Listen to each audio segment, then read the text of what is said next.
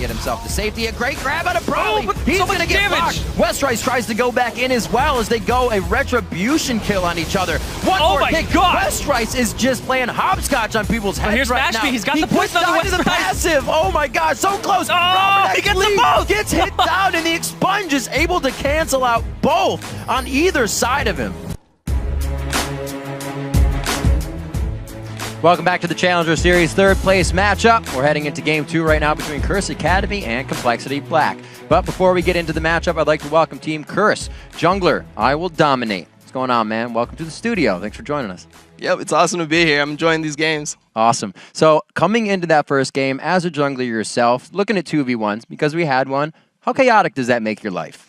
It makes it a little bit chaotic, but at this point, it's kind of like standardized what happens. Like you go bot, you push a tower, the enemy team pushes the tower, and you kind of both just keep going until one team just like chickens out. And it's normally the team pushing topside because of like the armor on the turret. They're a little bit slower and they don't want to give away the dragon, so they normally rotate back over, and then you kind of just play like a standard game from there. And what's your take on the splitting of the experience where they go 2 and 2 with top laner and jungler instead of the jungler being level 3? Because it did cost Rux a little. It gave Rux a kill. Yeah, I didn't necessarily like the split of the experience. Personally, as a jungler, I want to have most of the experience. But I understand it when you have a Jax on your team. You want to get him out of that early game. If he's getting 2v1, it's going to be rough, and you want him to hit that beast late game. And the way you're going to get there is by like helping him out a little bit early when he needs it. So what were some things that you kind of saw in the game that stood out to you? Well, I definitely thought that the main thing that came into play this game was teleport. When Call Black was allowed to split out their teleport and have him TP in at unopportune times for Curse Academy, they were able to capitalize, get kills. They had that early 3 kills that they got Dragon stolen, but they had like control of Dragon off that. And later, when they were able to do that again, they were able to get another 3-kill stretch, and they were able to progress the game. But the one time where they had the TP up and they sent 4 people mid and Jax bot, that's when they lost the game right there, because they needed to have their people on Baron. They needed to be able to vision control that area and force Curse Academy to make a bad decision. They need to either have to chase the Jax around, which is extremely difficult once he's got a blue buff. He has his leap strike every couple seconds. He's got a Blade of the Ruined King. He's so hard to kill. And then you have the Baron pressure on the other side that you're forced to check into a team with an Eve. You don't know where she is. So if they were able to vision control there and they're able to TP in the Jax and force Curse Academy to make a bad decision, they probably would have won that game. What are some things that kind of gets the team into that position when they had a bit of a lead? They'd pink warded their entire jungle. What kind of leads you into that false safety that you might think you have? It's just kind of the emotion coming into it. You know that this game means a lot. You know that you need to win this game to be able to make it into the LCS. And instead of like thinking globally what's the best move, you just kind of want to fight. You're like, oh, we want to dive this mid. And in reality, you don't want the game to come down to a 5 versus 5 turret dive on mid lane when you're winning the game. You want the other team to come into Baron, face check one at a time. You get picks after picks, and suddenly you have Baron, and then you're splitting again. And then what does the enemy team do? You want to be able to dictate the pace of the game, and they weren't necessarily able to do that. It kind of ended up as a 5v5 standoff game, which wasn't ideal if you have the advantage. Yeah. And when there's a Twitch on the enemy team, how does that affect your jungle style? Are you looking gank him, shut him down early, or is it the vision control in the late game? It's vision control in the late game, and then you just need to be able to keep your eyes out for flanks. A couple times in this game, you saw Twitch come from the side, and they assumed that he was farming top. And it's kind of hard to deal with, because you see Twitch in the top lane, and you think he's farming, and every 30 seconds he disappears. You assume that he's just farming the wave, and then he's just going back, maybe doing his doubles. But that time where he went back top, he pushed out a wave, and then he rotates mid invisible, then you suddenly get flanked, and you're in this situation where your carries are in front, they're dying one at a time, and that's really what snowballed the game, the flanks and then the inability to use TP from Call Black. So looking at how Complexity Black played this game, now being on the purple side for the next game, they kind of don't get maybe what they want for the starting composition. What can they focus on? What kind of allows you to regroup as a team and go in? What could be the easy comfort strat? I think that they go for more comfort picks. In this game, it seemed like Curse Academy had all the comfort picks. You have Mashpee on Twitch, great Twitch player. Duosec, when he first hit high elo, when he first got a Challenger, he was mainly just Kale every single game. K1 Pro, he's new in here. His main is Thresh. They had all the champions they were comfortable on, and while I think Call Black had a better comp for at least the mid game and the early game, Curse Academy was able to fall back on that comfort. They were able to pick fights that they want, and they had really good idea of what their champions did. And I think that if Call Black goes back to comfort picks, they'll probably have a better showing in this game. All right, final question. Who do you feel Complexity Black needs to get around to get these wins going? I think they definitely need to make sure that Prolly gets going. If Prolly gets big, he's able to carry those team fights late game. He can land the big shockwaves. If Prolly's like in the game and he's a big factor, I think that they'll have a good chance of winning. All right, Dominic, thank you very much. We'll be sure to touch back with you after every game today, and we are about to head into our next game. It's a best-of-5 series, Curse Academy versus Complexity Black, and our first game, I think everybody still remembers. If you missed it, you might want to go back and scrub it real quick. It won't do it any justice, but you'll get an idea of just how good these teams are playing right now. That game was so recent, if you forgot it, you probably had to get yourself checked out, too. Yeah. So that's probably the problem. Forgetting the game is the least of your worries at that point. Yeah, I loved having him here because it's great insight, right? So good. All around all of that, and the Twitch disappearing, coming into lane, might be a ban here. And the fact that Duosec loves that Kale, and they can mash that up with Mash Me's Twitch pick in the late game, wasn't meaning to do that. But if they mash that up with it, it's just such a great combo. Even if you get on Twitch, he's 3 seconds more durable than he normally is. Played out well for him last game. We saw him getting himself into some very sour situations. He was able to squeeze himself out of with a little bit of life left. The intervention definitely keeping his tail clean.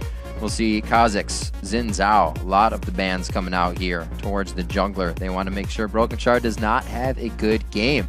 It probably felt the chaos in the laning phase there for Complexity, with Broken Shard not really being able to be as present as usual. These are the exact same bans as game 1. And we're going to have to see if that last one comes in and it's exactly the same. Because they took away Ziggs, took away Xin Zhao, took away Kha'Zix, Broken Shard probably making sure he doesn't get going. Then the Rise, which means that they probably want to first pick a Renekton here for Rux. Just take that away, because if it ends up... Nope, okay. So K1 Pro, he's actually going to get his baby, again, the Thresh. Wow. So they might pick Renekton for themselves now for Complexity Black. That's always the thing. You have to be like, what's my tier list? What's my number 1 pick? And then is that what we're going to form the team composition around, or do we not want to show too much at once? So now it's Complexity Black's turn to pick that up, and I didn't know that K1 Pro was just a Thresh main. Enough to take it first and say we're not showing you what we have right now for anything. Keeping your hands that clean coming into game 2 is actually, I think, a really nice thing to have, because then the other team's wondering, they say, well, if we go too far one way, Thresh can be in a composition that does whatever they want. They can go shields. They can't go Nidalee, I guess. But they can still go a little bit of poke with what they find. So there's Academy. There's like a thread every day about how powerful Thresh is just because of his innate kit. And people always say if he did no damage, he would still be a top support just because his kit has so much pressure, CC, hard, soft, and displacement. So. I was actually going to say maybe Duosec will take LeBlanc. He did previously. Games versus LMQ, he's played that, but Westerice grabbing that up right there for Prolly. Definitely a champion that Prolly can carry on, as Dominate was saying. Kind of needs to be the guy to really get going. We saw Westerice have a great game on Jax. He was dictating. He was taking top turrets by himself, but wasn't a big enough player to snowball the game all by himself. So hopefully Prolly can get in that position. And they picked the LeBlanc and the Morgana. Morgana is regarded as one of the hardest counters to Thresh because all of his moves are very telegraphed. Yeah. You see the hook wind up. You're like, I'm in range of Flay, Black Shield myself. Box comes down, you go walk through multiple walls and you'll be fine. Doesn't slow you, doesn't do anything to you. Just race right through it. Just knocking down doors. Yeah, he did it before too, but not to the same effect. The house wrecker counter. All of those hooks from K1 Pro were right on target, and the Black Shields were not from Bubba Dub. So we're going to have to see if he can step up his game and actually lock them up. But now, the Renekton and the Lee Sin, once again, both go over to Curse Academy. This is the same composition here from Curse Academy. Same bands, same comp. Might be a repeat in terms of picks, just swapping sides. Right. You see that Elise coming out as well instead of the Eve this time. It'll be very interesting to see if Complexity Black gets everything they had. Kale's being taken out by Duosec once again. So, tried and true, they're running it. If it ain't broke, don't fix it. I guess so. That's exactly what they're doing right now. They're saying, well, it worked last game, and we did so well. And Mash, hovering over the Vayne. Oh, man. We've seen him play Vayne before. He's a very good player in terms of mechanics. He's very mechanically sound. He loves Vayne. He loves those late game carries because he can deliver consistently. He will consistently farm well regardless of the range on his champion. He will be left the farm in a split push lane. We saw it with him on the Twitch. And if he's Vayne, he can do that again and be like, if anybody comes up to me, that's fine. But he goes with the Caitlyn instead. And that's the only swap here from Curse Academy's team composition. Kind of like the pickup as well. It works well against Lucian. To spray and pray against this team in general. They're all just going to kind of dash out of it during the fight. It's going to be hard to keep track of any whole line of people looking at what you have right here. So I like the Caitlyn pickup. Also takes that. Robert actually is playing Lucian, but still Robert actually is not playing on his most comfortable AD carry right there. So, although Lucian is probably like that far behind. Yeah, it's Caitlyn. right behind it. It's a little bit. And that's the thing they were talking about though. All the comfort. If you can get all the comfort, then they're going to be better off. And Curse Academy is just out of Twitch this game. That's it. And it was their choice. Yeah, that's the only difference here for them. They go with the Caitlyn for the range and to stay even with Lucian in lane. Right. Because they may get the 2v2, they may get the 2v1, but they're preparing for it either way. So now they're probably just going to send Caitlyn bottom because she does really well in 2v2. She does really well in 2v1s. And if Complexity Black want to be the ones to initiate on the turret top that has that extra bonus against auto attacks, then Curse Academy's fine with that. That's what that's telling me right there. Because Caitlyn means I look to lane. I'm not looking to split push. Right. Because the Twitch is like, that means I want a 2v1. Because Lucian versus Twitch is not a good matchup for Twitch. Lucian versus Vayne kind of hurts. Still not a good matchup. You can tumble out of Piercing Lights, but that's not the most part. That's not the most of his damage in the early game anyway. I mean, Lucian versus Caitlyn is still like an okay. Yeah. It's still annoying. They're both lane bullies. So annoying to play against. All the Qs just flying over. And Vayne is one of the champions in the game that only has single target abilities. You cannot push a wave. None of her abilities are AoE. That's true. I think it's like her, Poppy, and that's it. We could buy a team out of Poppy. Yeah. That's an item though. You could buy can't buy a team out on Vayne. Vayne. You buy Runaan's though. You could buy Hurricane. Knocking things down. Static Shiv, that's fine. This is true, you can. Static Shiv is actually a viable build on her, though. Don't build Runaan's on her. Why not? The money sink of That'd be great if it put silver bolts on 3 people. Yeah. It'd be ridiculous. That would be pretty nice. So we'll see this game coming in. Curse Academy looks to grab the second game in the best of 5 series. Complexity Black looking top shape as well. That game went really to the top. Yeah, the bar was reached by both teams, and then finally Curse Academy kind of just stretched out and was able to get the strip of the last first place. So we'll see what they can get now coming into the second game. It's still the comfort picks for both teams, I would say. Complexity Black looks like they got what they want. They were just hovering on things, taking their time, making sure they're realizing what happened last game. Because in a best-of-3 series, you definitely have to go competition brain and say, that game's over. Let's just go to the next game, whatever. They're each a best-of-1. Let's win. Let's just win. Yeah. Because that can really help sometimes, especially in these tense moments. It's going to have to be for both of these teams right now. Curse Academy seeming to prevail a little bit in that structure in the first game. We'll see what Complexity Black did in the team powwow here over the break. And now, we already touched on what Curse Academy's team composition does in game 1. So I don't really want to touch on it too much here because it's just Caitlyn that's being subbed in. Yep, right. And Complexity Black, they're probably going to do the buddy system again. They have the teleport advantage on West Rice. Also, Elise pushes turrets really well with Skittering Frenzy and Spiderlings. And the fact that they have a Lucian, who's really good at pushing turrets. If you use an ability, he'll just double shot it. It's fine. Probably, on the other hand, this is a skill matchup. Kale, it starts with a K sound. Kale versus LeBlanc is basically, can LeBlanc silence me and burst me before I'm able to use intervention and then turn it around? Because LeBlanc will try to poke you, dibble you down to about 30%, 40%, and then try to burst you. And if he's successful with that, then it'll be in Prolly's favor. But if Duosec can turn it around, which we know Kale's his little baby, tip that lane. That's only a little helpful for Pat that Broken Shard walked back into the team with vision. It's like, wait a minute. Oh, sorry, guys. Everybody's here.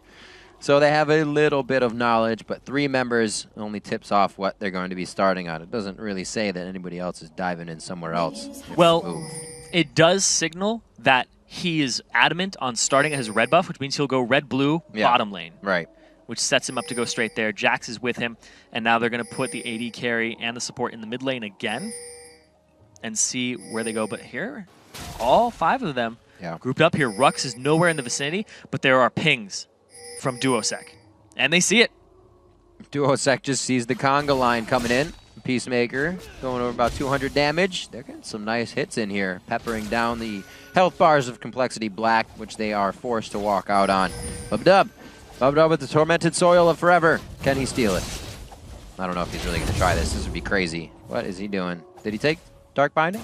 Oh, the Tormented Soil? He hasn't taken anything He just hasn't yet. taken anything. Yeah, looking at the bottom. He's just hovering.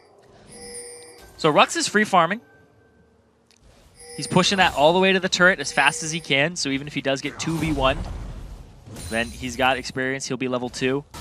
And that doesn't set them up for a great situation, but they want to go for the 2-on-2 in the top lane. That's the Lucian pick coming up. You want to be a lane bully. Ooh.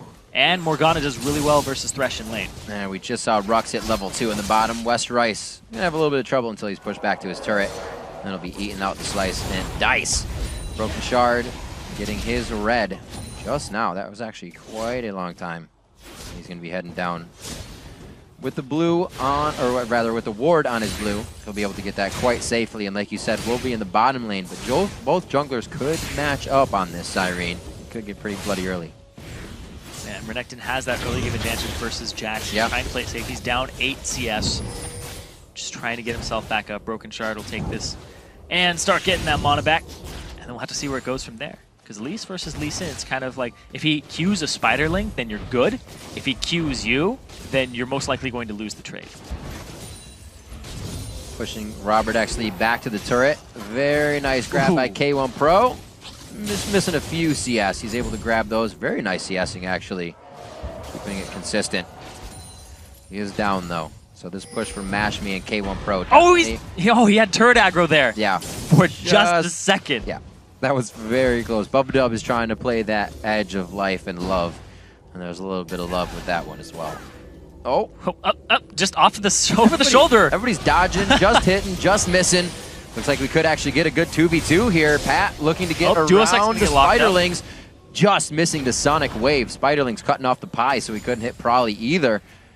Really back and forth right here. So knowledge of the jungler is going to slow things down a little bit unless they make the crazy move to go in for the jungle hit once again. But Prolly, very nice consistent damage staying just out of range of the turret. Didn't use his W there, his distortion. Oh my god. Yeah, there's a heal available for both of them. Robert, don't run in. Oh, they went for Broken Shard. Oh, Broken Shard comes out of nowhere. Robert still taking a little bit of damage. They throw down the summoner heal that he gets himself in a range with. Another Peacemaker brings him an inch from death again, but he lives it out, and it's going to be Mash that goes down first. Valiant attempt coming in for Curse Academy. Now West Rice on the bottom side finds Pat as he tries to get some gold on the other side of the map for the team. West Rice is going to leap away from that one, and Rux, good guy, tanking the turret out so Pat can get the safety. Oh, he just whiffed it in front of West Rice, so close to hitting that one. All of these Sonic Waves are so close to hitting. Just barely. And then the top lane gank tipped off that Pat needs to go bottom now. Yeah. Goes for it. He doesn't get rewarded for his efforts. Just a little bit of CS here for Rux. So he's winning the lane in the overall, but in the top, not so lucky for Mash Me this game. They're trying to shut him down. Rux with the same exact build coming in, but first a pink ward for himself instantly as he goes down to the bottom lane. Feels like he can control that quite a bit, so why not buy a pink if it's going to be there for a while? Prolly. Man, a 1-2 He doesn't have his W. Again. Damage. That's all right. It was a good dodge. It was a dodge. Probably read that. Right when you're on the edge of that and you're going to start running parallel along it is usually when somebody will attack, so you just kind of stutter step. It's almost always readable. They can't do anything else because they're going to be under the turret, so Prolly's got it. Yeah. Keeps it in mind. I like the angle of the Sonic Wave too. Yeah. Because if he just gone straight, there's nowhere for him to dodge. Exactly. It's between him and the wall. That's always a scary thing. When you're running from skill shots, stay away from a wall because it makes it that much easier to hit. Unless you're going to go over it. That's about it. Then you're free and clear. Oh, 4 men strong again. Very strong in the bottom lane here for Complexity Black. They're trying to dictate the turret takedown, and they're going to get this quite nicely. Like you said, with that Frenzy, instead of having the Evelynn, and now they're on the unarmored champion damage turret. So, yep, and nice. It's still 6 minutes, so that top lane has that buff still. Well, not unarmored, sorry, champion reduction. Yeah, it's just a flat amount. Easy to just say incorrectly every time. It's got extra defenses. We'll see now, Complexity Black. This is what Dominate said. It's really who wants to pull back off of the turret. And right now, looks like nobody is catering to that. They're going to go ahead and take the second one. Top lane still being pushed in.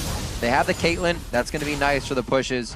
Both sides on Lucian as well. So there should be too bad on this one, but look how much more they have to go. This is time that is going to be bought for Broken Shard to clear out the jungle. Dragon now to get pressure with vision. These guys can do anything they want with all the vision they have of Curse Academy in the top lane. And the reason that Westrice doesn't TP up to the top is because they think that he can get there in time, but he can't. And now he has TP available for the Dragon fight, and there's 2 members up top from Curse Academy, so this is most likely an uncontested Dragon. Save for a Pat Q. Yes, save for Pat Q. We saw this last time. Robert X. Lee playing human Now he's got a body block. He's it's just like, no. Sonic Wave, no.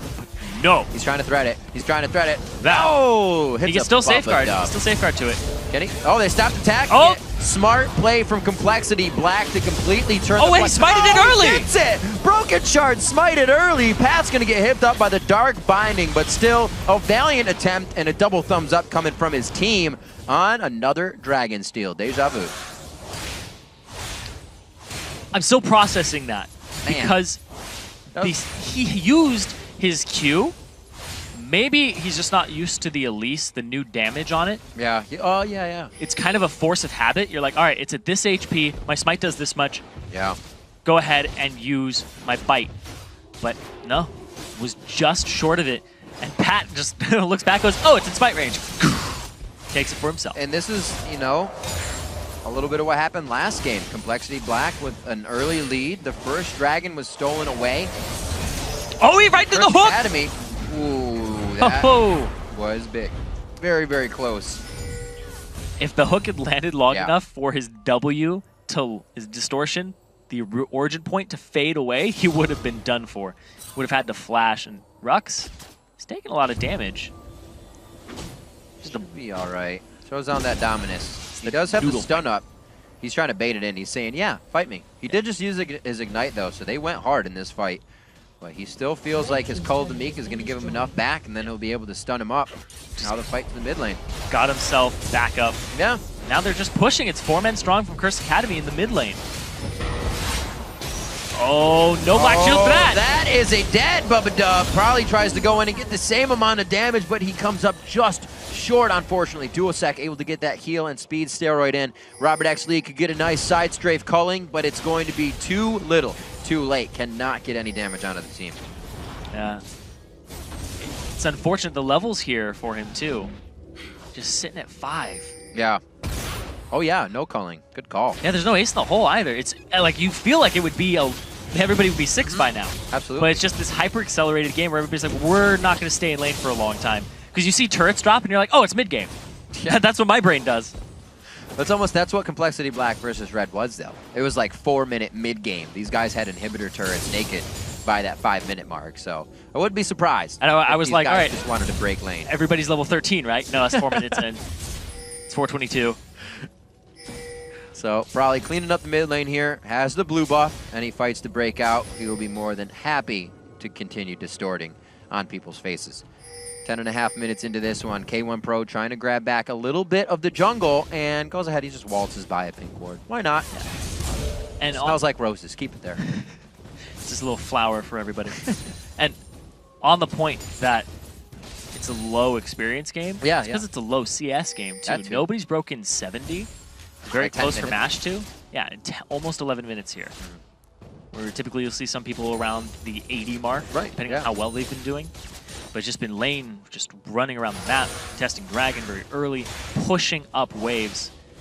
And at that point, you don't really care about your CS and CSing under the turret. You care about getting the turret down. You don't care if the minions kill it, because you want it as fast as possible. Right, you want the same influx of gold as everybody else is getting. Yeah. If you fall behind, then things get a little sticky. Right now, 200 gold, not too bad. That was actually about 300 or 400 quickly for Complexity Black, but Curse able to stave that off. Like we said, another Dragon Steal. Not another one in this game, but just one after the other from first game to the second one. Pat has been on point. Probably it's a nice chain down. Should be able to get some follow-up damage. Oh, the rest of the team. How many flashes there were just used to get in? Okay, it was just Broken Shard and then flashy moves from everybody else. Intervention used to absorb a lot of damage. A lot of the burst came down at that moment. Yeah. They thought they had him locked up.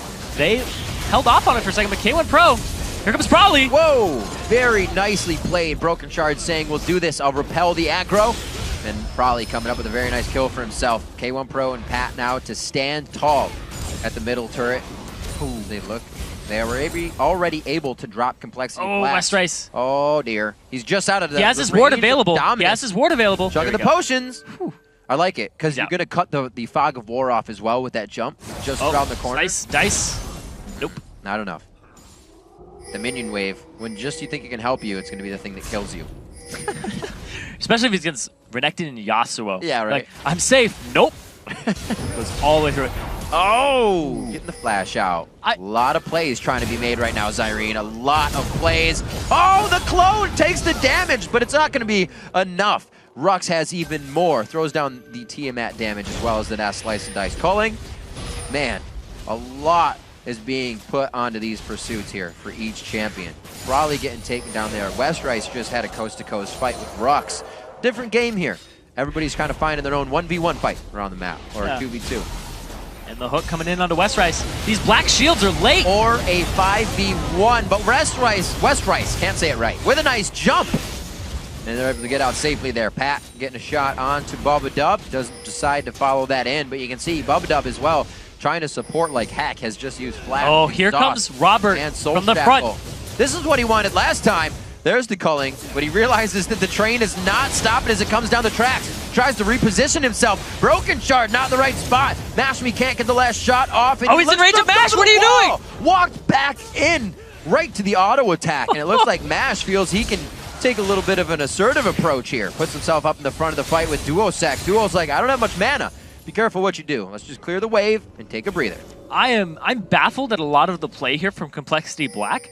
The Morgana shields are very late. There was the point where Bubba Dove flashed. I don't know if it was up or not for himself, but at that point it's kind of like just Black Shield the hook is why you pick Morgana into Thresh. And right there, Broken Shard overextended. They had a ward. They saw Mashmi go down, and they knew that Mashmi could see him too. Yeah. The 650 range of Caitlyn is nothing to toy around with, and the fact that he also had Ace in the Hole available, I'm not sure. Trying to go for those outplay moments, and you really just get in your own head, trying to make outplay it happen. yourself. Sometimes being that low health bait can win your team the fight. That's true. But Curse isn't having any of that. They're not tunneling on these fights. They know what needs to be done. Albeit, it's great to try and get these cheeky moves in, but not when it starts to cost you. Now a 2,000 gold lead quickly being picked up here by Curse Academy. With that Dragon, they stay on top of the objective. Westrice trying to do what he can to return that gold in the top lane. That's exactly what he needs to do. The 2K gold lead here. The Dragons falling into Curse Academy all game long. They've gotten both. You would think that Complexity Black got that first one, but no, the Smite was not on point. But Pat was. Yeah. All game long. Game 1, too. He's also been just in the right place at the right time, making the right moves. And we're going to have to see if Mashmi... Now, I don't know if he's going to be the carry this game that he was last game. Right. But, man, is all of Curse Academy doing well. Playing very well and avoiding what they said they wanted to avoid. Broken Shard himself said, I will be looking for Mashmi. I know he can carry the team. With the way the lanes have gone, you don't get a chance to gank the AD carry. You don't get a chance to gank Mashmi as much as you want. He's in safety right after the lanes are broken. So with what they want to do, they got to kind of change the direction they're going for. Because it's not going to happen like it regularly does out of the laning phase. Finding Mashmi is going to be hard. Still picking up CS for themselves in their own jungle. Both teams actually trying to soak up what's left and get the last bit of levels and items they can before they meet face-to-face for another fight. Nashor's finished up onto Duosec. Deathfire Grasp as well on the other side. There's definitely a chance for Prolly to zero somebody out before intervention can be used. Yeah, the DFG hopefully coming to a big for him. Yeah. We'll see what he adds on the back of that. But the Nashor's Tooth, just the sustained damage from Duosec. The fact that it has some CDR too is going to be great for his intervention. But now Rux, he's looking for Westrice again. It's that level 10 point. Walking into the brush, that was Westrice getting the upper hand on damage. You see Westrice loving this fight so far. Dives back in. Rux very low on this one, but he gets the ignite there's down. Pat. Pat is coming down from the end, and even without a ward there, Rux's positioning and behavior in the fight. Ace in the hole. There's a jump to the minions. Again, no! Oh, the minions! So close. Almost killing him again. Westrice gets the safety. Very, very coast-to-coast fights like we've been saying. Curse Academy, but with that focus, doesn't put themselves in a bad spot. They get a minion wave right where they want it. And they also have vision on Prolly. Wherever Curse Academy comes from, they leave a trail of wards for safety. And Broken Shard and Prolly both went to that bottom lane area, were cut off and left Robert and Bubba to deal with Duosac, but his wave clear was just too strong, and they couldn't even make it to this middle turret. Giving up 1 for nothing on that in terms of turrets. Still a very close game in CS. Both mids sitting at 106 right now, but those 2 kills for Prolly, we know that Prolly can be the one to carry, and he's going to be looking to do so. With the team right now playing the buddy system, looks like they're trying to get a few Fog of War picks here for themselves. Pink wards. Ooh, if he knew. I think he would have tried it, but he didn't. Yeah, they sweep it out, but they don't do anything with it. Yeah. Had an itching that probably was in that bush. And now Westrice with the TP hasn't been able to make too much use of it this game. They've been shutting him down, going for him, the source of the teleport, as opposed to the rest of the team, and then just leaving Duosac to clean the wave out, and it's been working for them too. Very good wave for Robert. You can see a full push on this. No freezing for him, but that also means that Complexity Black, with knowledge, the Curse is in farm mode right now, and if Curse wants to try and get a fight, they know Complexity's without that DPS of Robert. So far, has the Bloodthirster. Looks like he's actually focusing straight into a Last Whisper instead of getting that Triforce in there. Maybe he, just with the Goldie backed at around 800, was able to buy the pickaxe and still go for the Sheen next. And even with the Lichbane taking a little bit of a hit in terms of late game, yeah, it's still pretty good early. See it 2 games. It's better early now because it's based off of your percent of your base.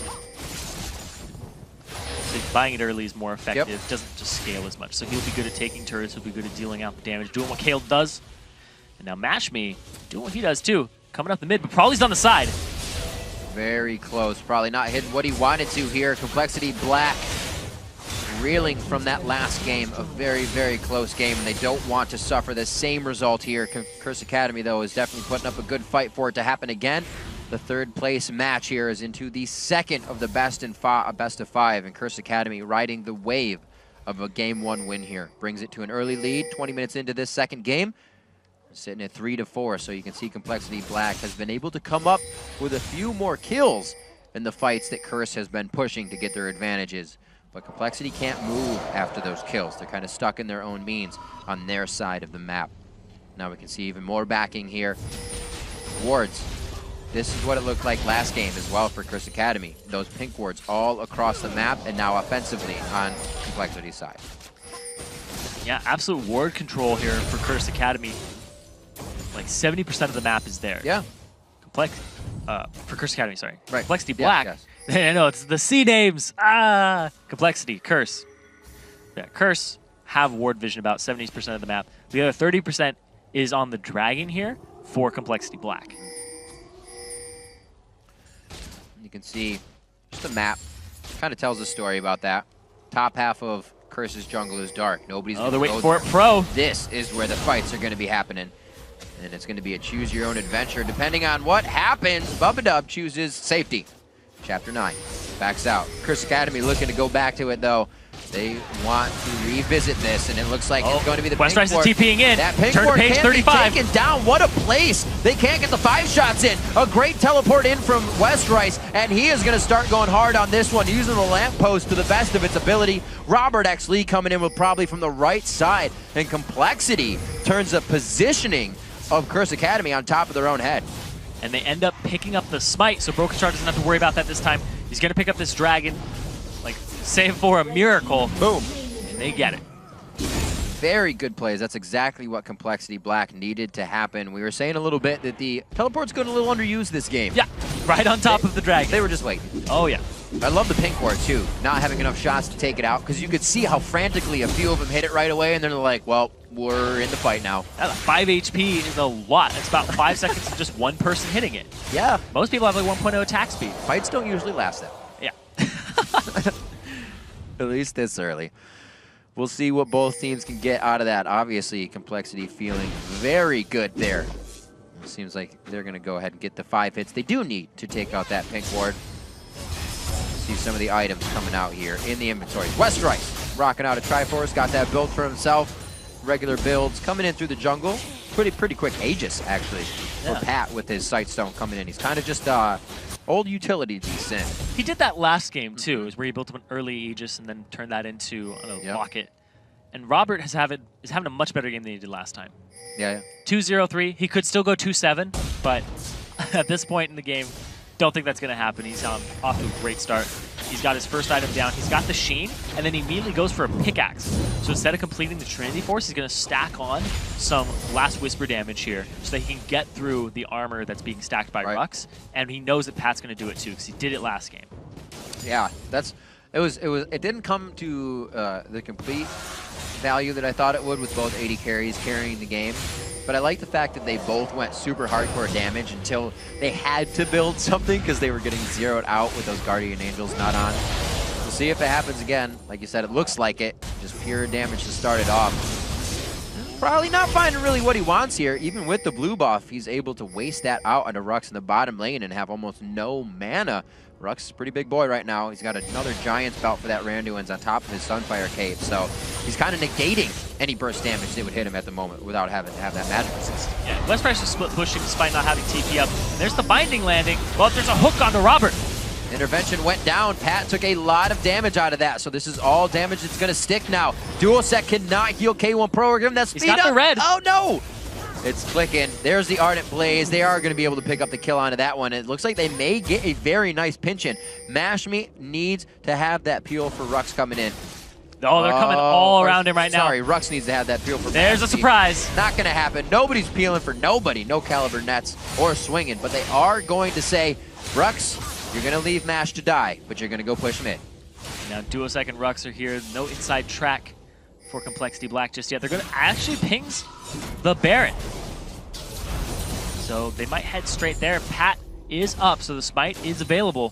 Mashme's the only person off the field. This is risky. This is a very risky play, especially with the 2 pink wards being down. They're just saying we need to clear it because that's 10 hits they need to go through, and that would be enough time for a little bit of chaos for Curse to create. Robert actually safely farming here, dodging out a nice hook. Ooh. Look at that chunk that Prawley took too on his way back. Just Duosec handing him one for the trip. You're not going to get out clean, that's for sure. All that ward control is now in favor of Complexity Black. Pink wards all throughout that Baron pit area. Yep. Leave nothing at the Dragon. You got 1 or 2. It's not up for a very long time. Pink ward will still sit. Super textbook. Keep it clean. But now that those 3 minutes of Curse Academy's wards all throughout the jungle have expired. Yeah. Flipped over now. Gold, only 900 in favor of Complexity Black, just neck and neck all game long. Nobody can get an advantage over the other. This is basically game 1 over again, save for a hyper carry. Kind of like, so Dragon's good to go for, but it's almost not slowing the game down. But we saw Curse have all those wards in the top half of the jungle, pushing on the 2nd tier turret, and then the inhibitor. But Dragon came up, and then everybody was so dead after it that nobody could push anything. And now Complexity Black, they have found division control on the map. Oh, stopping him from getting the lantern. They're locking him up. Oh, no, sir. You will not take the lantern and pass go. And it will be Robert X. Lee giving everybody a calling to the face here as they start to push the mid turret. Complexity coming up very big on their own without even a dragon to pressure.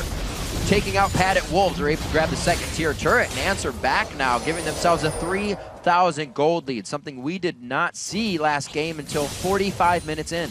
And the stacking of CC there to keep Pat locked up was perfect. The Dark Binding into the root, into the cocoon, just back to back. And now they're trying to go after Robert. Oh dear. They ran straight for Baron, but we're they can't get to him. Absolutely looking for a fight. Living for just a few more seconds. Broken Shard also goes down, so they lose 1 on each side. Mashme's exhausted. Soul Shackle's able to lock down K1 Pro. Mashme getting the intervention, but he walks straight into the rest of the fight, trying to get the kill for himself. And West Rice has the dueling power. This is going to be big. West Rice throwing down the lamp power. Prowly on the backside. Oh, here's Pat. Oh my He's God, back. Pat coming in from nowhere. He is not going to be able to hit the right minion. It's going to have to be a flash attack. No, he has the ward necessary from his Sightstone pickup. Gets the Dragon Rage kicked down, and now he's on the chase with the Magician, just missing off on the Sonic Wave. Gonna have another ward right quick, but I don't think he will be in range for the Tempest Cripple. The Tipple, yeah, The just Tipple. combine them both. But here's Robert back. He's pulling a Pat on Pat. Too bad, so sad. Trying to get the kill for himself, goes down. And like I said, these fights are kind of going coast to coast. They're going back and forth here. Robert actually eats the ace in the hole very early on and gets low. And then Rux decides, I'm going to face check this, pops his dominance to try and get to him, gets him out of the fight. But then at the bottom, after Rux gets taken out, Broken Sharp's eating a lot of damage that entire time.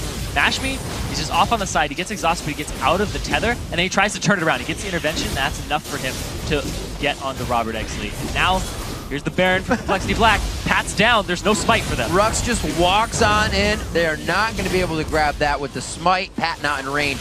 And it looks like it's going to be Complexity Black with a lot of stats here, trying to push the advantage of Baron. Spider's going to be taken out. Not able to help on that one. Broken Shard couldn't get close enough for the Cocoon. The flay backwards by K1 Pro that kept him out. Very big. 12-6 here. Complexity Black really starting to make moves. They're able to pepper these turrets as well as crush down Curse Academy every time. And this is really the first time we've seen the team submit to their own turrets. There's always been a fight, but this is such a lead that Complexity Black knows what they can push and with how much. And there's a really safe Baron there too. Pat was dead, no smite available. They pick it up with some contest from Curse Academy, but Complexity Black were in good shape. Pick it up for themselves. 3K gold advantage now that the Dragon has gone over to Curse Academy. Evening that up just a little bit. Yeah. Trying to get back to that even spot with the kills. These team fights, back to back, been going in Complexity Black's favor. It's been such a game of controlling objectives. You see where the waves are right now. There were gigantic waves crushing into Complexity Black's base. Now able to clean up. It's almost like here's a cherry on top of everything you just got. You can soak this up. Their control over the game has really left them to lose out on nothing. They've been able to pick up all the resources with the amount of focus they put over towards Curse Academy, and we see how much it's proving to be in their favor this game. A much better game overall. Same somewhat start. We didn't have the 2v1, but we had the dual lanes going topside, and that kind of left Rux and West Rice to be 1v1ing each other a little bit more because of Dragon pressure to come up.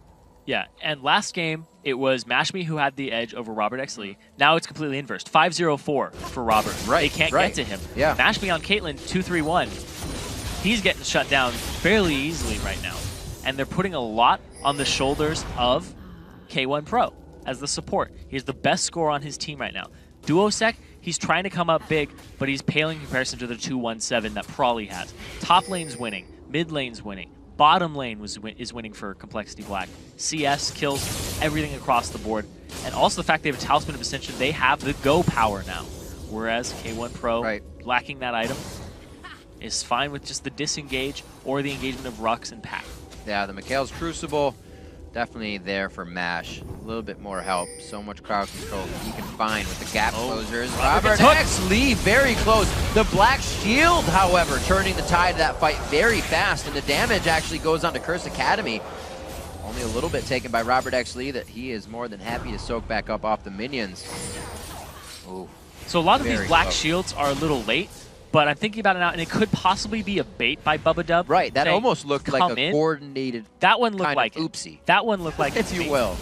A lot of the other ones, I'm not so sure about. Or maybe he's going for the bait. It's just a very risky play if you do, because the person can get blown up with physical damage that'll go through the shield. Right.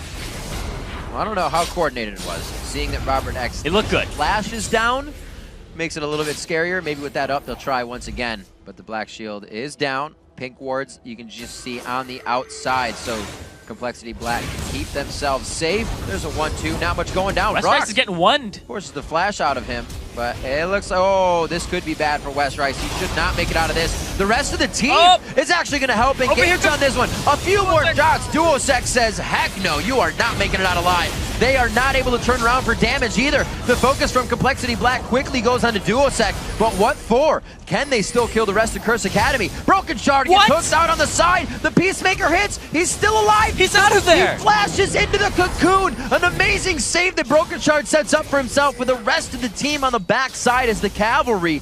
And they continue now to reposition and jockey for the aggression right in front of the base of Curse Academy. Probably taking a little long way around on that one, and Pat does not go with the Lee Syndrome.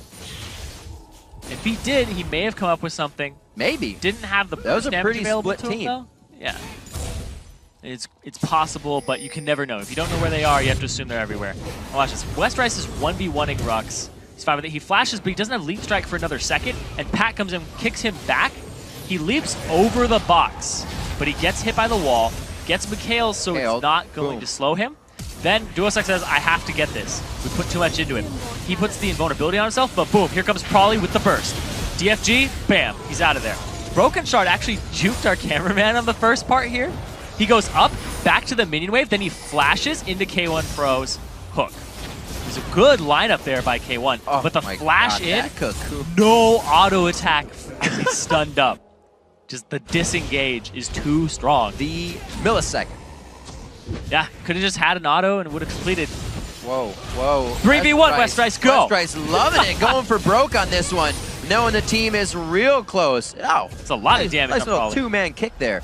Pat coming up with the disengage, but if you look at Complexity Black, they are just ravaging the jungle right now. A mid lane to push, so even with all this crazy aggression going on, now the minions are in their favor. Everything is going to start tacking on to Curse Academy, and they're going to have to decide what to multitask first. Where is that first priority? Yeah, right now, it looks like it's just going to be try to get the dragons, hold off for a minute. Baron will be up too, so going back and forth, you're just going to have to see what they go for, because both objectives will be up at the same time. Well, right now, Complexity Black with the count. 4 regular, 2 vision, just around the Baron area. Hashtag no fog, working with that. So we'll see what they can utilize. We're going to have to see when the Dragon's up in 28 seconds, who goes for it. The vision is Baron. As in B-A-R-R-E-N. I was like, that the vision is not there. The vision is Baron. No, but it is. It could be both. 5,000 gold lead. Complexity Black has been able to stretch this very confidently. It hasn't been really a slow increase in gold. Once they had it, they've been able to stretch it. And it has not wavered back in the favor of Curse Academy. Curse definitely showing a bit of a struggle when they've been behind in the game. The early part of last game is kind of where they figured out we need to take advantage now, and then they held it. When they can't hold it in the game, we get this result right now. Complexity Black has, since 25 minutes been on this side of the map and in Curse's face. And we see Westrice has teleport available to him. The Baron is being started up right now, and they have both Bubba Dub and Prawley on zone duty. They're two-manning this. There's a shot. Something we haven't seen quite too often within this game is those ace in the holes to Prawley. People trying to give that LeBlanc a bit of damage. They're going to get it before sustain it. Yeah. All right. There's the stats once again. Curse Academy not able to control the Baron this time. Ooh. Complexity is going to be the one with that duty. Now to push down the mid lane. It's going to be Westrice giving a little bit of harass down to the bottom, but it's Rux that always has to be there, which means the teleport can always come in to surprise the fight. And Rux has to keep tabs on Westrice. Wherever he goes, he has to answer. Yep. Or he has to engage the fight before Westrice gets there and blow somebody up. Intervention being scared out of Duosec. Already ultimates being used in defense. And now Dragon's up, but they want to pressure this mid lane. And we saw it earlier, Westrice can 1v1 Rux underneath a turret. Ooh. Just the quick shots. It's because he hasn't built any magic resistance. No. The Empower is just going to smack him for a lot, alongside the Leap Strike and his Grandmaster. Actually going up quite a bit of ability power to just be grabbing up that Negatron cloak now. You can see a level 17 Westrice, not too worried about the 14s, 15s, and 16s in front of him. He's even going to give him something, what for, before he backs off a little bit. The Pink Ward still hold outside of the base. Complexity Black looking to come up very strong here in game 2. Oh, he's going to do a sec. That, no intervention there. Probably just wore that off, and he's going to go back for a second treatment. The turret goes down. Complexity Black putting up a very good fight in this game, and definitely making a name for themselves. Pat gets caught up. Will they be able to finish him off? The 1-2-3 from the rest of the team as everybody gets a piece of that one. We're 36 minutes in on this one. It looks like whatever time Complexity had in between games was just enough to work out what they needed for a win. And just coming over the wall from Prawley, doing as much damage as he can, going back, then doing it again. Because the cooldown on Mimic is lower than Intervention, he'll be able to burst between them and have it be unnegated damage. So Duosec was no longer available to defend the turret or clear the waves. And now, going after this bottom one in Rux. Pure control being shown right now by Complexity. We just saw Robert take a few turret shots. Curse can't even really get themselves to get an advantage off of that. Oh, he gets out of it. The heal, getting everything, the Mikhail's Crucible, and getting a summoner heal from Robert actually. CLB keeps himself alive to fight another day and to possibly take another inhibitor.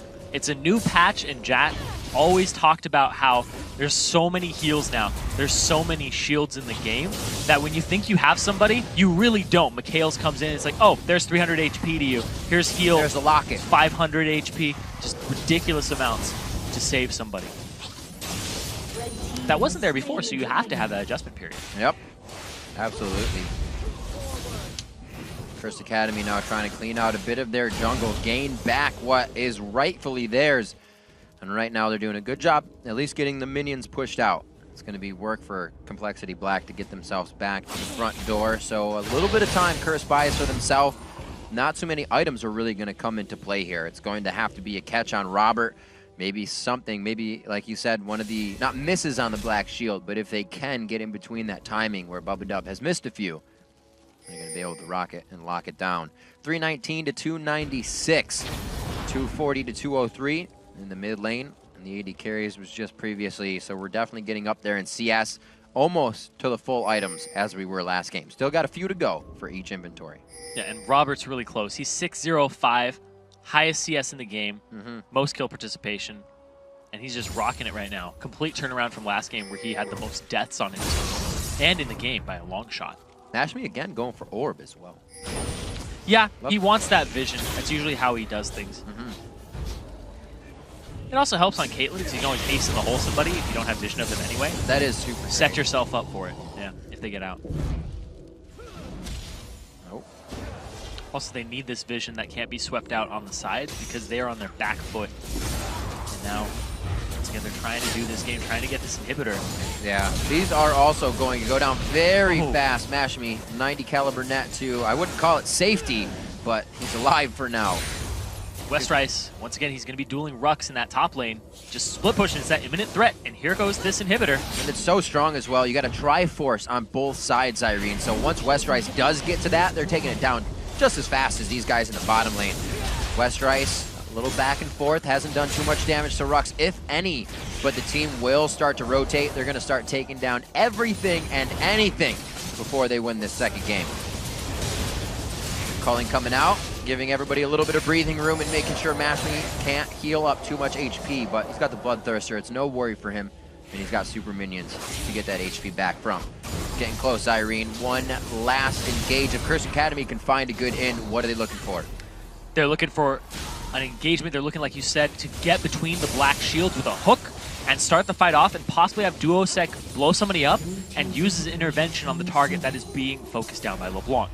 That'll be their key in. It's going to have to be a very close play because Westrice is not with the team. He's never going to be with the team. He's going to keep split pushing until there's a great opening for him to do so. And he can just duel Rux one-on-one. So there's that imminent threat. So they have to win a 4-on-4 without Rux. Remember, coming into this game, Curse Academy playing a very similar composition to Game 1. The only change here is from Twitch to Caitlyn. And it doesn't seem like the composition is working out as well. That pressure that Twitch put on the fight with the intervention, there it is being used onto Duosec. just not coming together as rich as it did last time. Another kill coming in. Robert X. Lee having a very good game for himself. A double kill to pick up the ender on that one, and they are going to keep going for the long haul here. Complexity Black. It's going for another. Will not let a second game go. They're going to bring it back. The quadra kill coming in for Robert X. Lee on the Lucian pick up this game. And he is going to help carry the team to victory here. Very definitive win compared to our first game as Complexity Black brings it to game 3, 1-1 now. Oh, they got him! Academy. Very nice. Pentakill after the elongated time. You can hear the chat blips going out. GG, great Penta. Robert X. Lee in the 3rd place matchup, helping carry the team to victory. 11-0-5. Complete turnaround from his performance in the previous game where he had the most deaths, getting a pentakill in the end there. Basically handed it to him there by the 90 caliber net into the Elise. Wrapped in a cocoon for him on that one.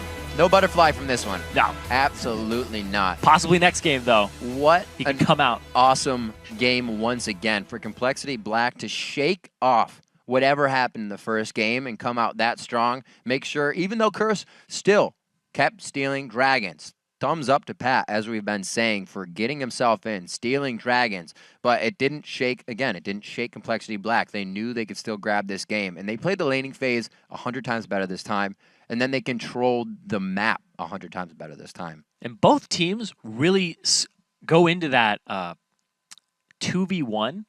We've seen Curse Academy do it in their previous games. We've seen Complexity Black do it. So they both subscribe to that mentality of 2v1 at the start. That's fine. And they know what to do the first 15, 20 minutes of the game. And then it's basically like, all right, who got that little edge and who's been getting more dragons? And that's who gets this edge in this matchup. So the objective control is big. And those hyper carries, because these games have both been long. And it's a best of 5. Yeah. So there's a long haul here. You're starting to get fatigued. They have been playing for about almost 2 hours straight now. And they have way more to go because somebody has to win at least 2 more games before they go. So there's a possibility of 3 on the table. And you're creating pressure as well. You just had a good game. You're obviously coming in feeling good about the next one. But there's kind of a mentality play there. Depending on who you are, if you have a great game and then you don't do well, you almost feel like it's on yourself even more. So there's a lot of things besides just the play these guys have to work with. We're going to check out a quick replay from that game. And the Curse intervention, the Kale intervention, something we saw the entire game coming up quite big. This is where they blow a lot on him. Yeah. Boom, there's Cocoon. There's a lot of damage. There's the Qs into him. Robert X. Lee went forward, and he flashes out. Eats some culling, but then he's fine. So the Kale interventions that game were pretty good. And it's weird because a lot of the things that I was seeing with like the Black Shields from Ubadub, there's one where he flashed. I think it might have been on cooldown at that point. But then there was another where it was just a little late. And then there was that other one where it was late, and we were like, okay, that might have been a bait. Yeah. And then it's like, oh, so that's what he's been doing the entire game. And showing that replay also, like, it showed Complexity Black used almost everything they had right there in an instance. But that was a learning process because we saw after, Prolly was then going in, burning intervention, then distorting back. That was just all trial and error. And Duosec had really good interventions. But after that, Complexity just calculated around it. And showing that was replay was great because they were able to get around interventions like that for the rest of the game. He was very careful, too, about his distortions because after the one where he distortioned into a hook, he was like, that's not happening again this game. Oops. Yeah. Get a little too antsy. But all the players are. We're getting into game 3. Complexity Black has tied it at 1. And we're starting all over with a best of 3 between Complexity Black and Curse Academy after the break. Don't click anything. We'll be back with Dominate.